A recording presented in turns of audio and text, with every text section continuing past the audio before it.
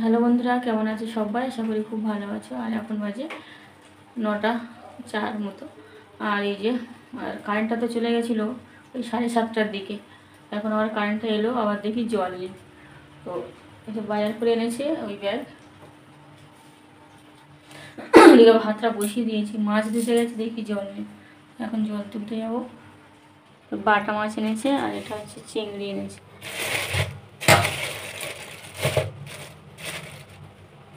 মোচা চিংড়ি, এদিকে দেখি জল নেই। তো কারেন্টটা এসছে, এবার জলটা তুলে আসি। এই ভাতের ফ্যানটা ঝেড়ে তারপরে যাবো। অবস্থা দেখো, মশা পড়েছে। তো আজকে বেশ আবহাওয়াটা খুব ভালো। আর দেখো বাইরে বেশ রোদ বেরিয়েছে, আর এদিকে মেয়ে দুটো ঘুমাচ্ছে। এই যে ঘরের দরজাটা বন্ধ করে দিলাম, প্রচুর মশা। তো মানে কী বলবো, যতক্ষণ না ধূপ বা মর্টিন জ্বালাচ্ছি মশা কমছে না ঘরের মধ্যে। দরজা খুললেই মশা ভর্তি হয়ে যায়। এদিকে যে জলটা তুলতে এসছি, আর গিয়ে তারপর রান্নাটা করবো। ভাতটা তো করে নিয়েছি। আজকে দেখি আবার ওই বাড়িতে যাব, তো বিকালের দিকেই যাব রান্না বান্না করে।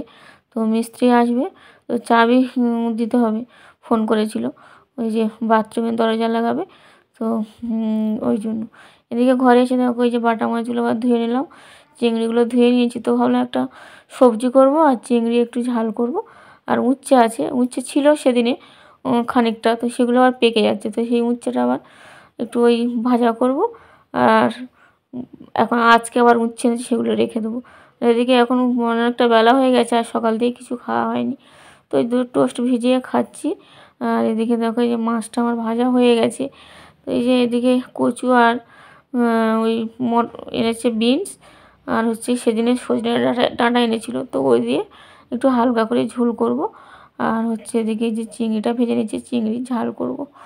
তো চলো রান্নাটা তাড়াতাড়ি সেরে নিই। এই সবজিটা কেটে নিয়েছি, তো ওই সবজিটা এখন ধুয়ে নেব।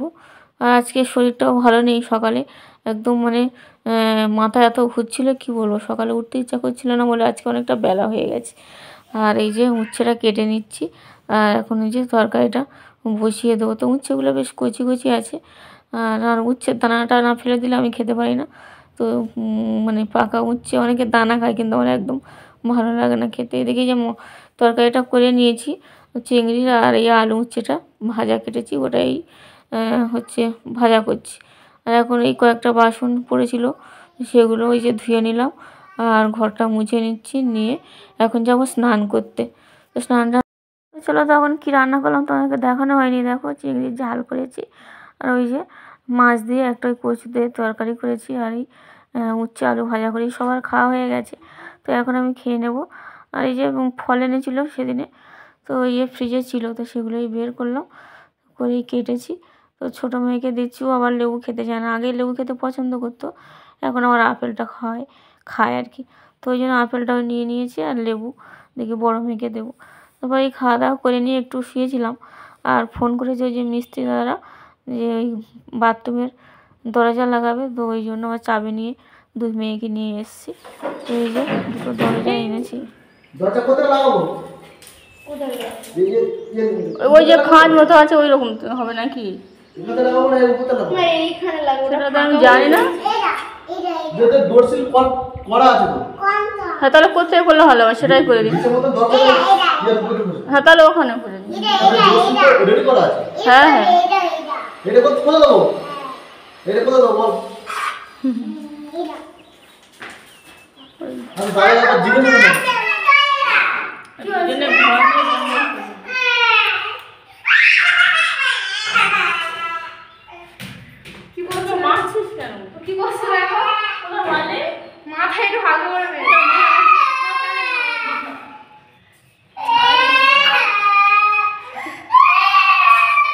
তো দুই মেয়ে আসলে এক জায়গা হলেই দুজনে মারপিট করে। ছোটোটা প্রচুর বদমাস, দিদিকে আগে মারবে। তো ওই বলে ও বড় দিদিকে মারে, তো আমি ওকে মারবো না, তো ওই মেরেছে, তাই কান্নাকাটি করছিল। এদিকে ওর বাবা চলে এসছে, তো এসেই ওই বলছিল দরজা কোথায় লাগাবে।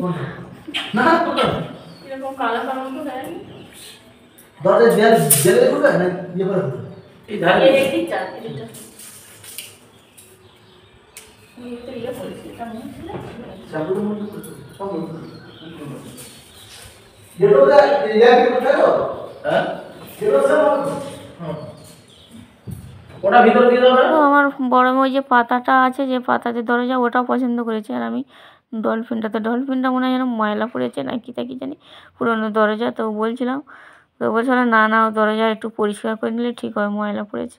এদিকে দেখো মেয়ের চোখও বসে গেছে, আমার চোখও বসে গেছে। তো ওইটাই দেখছিল। আর এখন বাড়ি চলে আসবো। তো এসে আবার কয়েকটা জামা কাপড় বাইরে দিয়েছিলাম, সেগুলো তুলতে হবে। তো এই যে তুলে এনেছি। আবার ছোটো মেয়েকে নিয়ে ওর বাবা গিয়েছিল দোকানে, দোকান থেকে কী খাবার এনেছে ওই যে কেটে দিচ্ছে। আর আমি এই জামা কাপড়গুলো এখন গুছিয়ে রাখছি। তো আর ভিডিওটা বেশি বাড়াবো না। তো ভিডিওটি যদি ভালো লাগে একটা লাইক করো, আর আমার চ্যানেলটাকে অবশ্যই সাবস্ক্রাইব করো। তো আজকের মতো টাটা।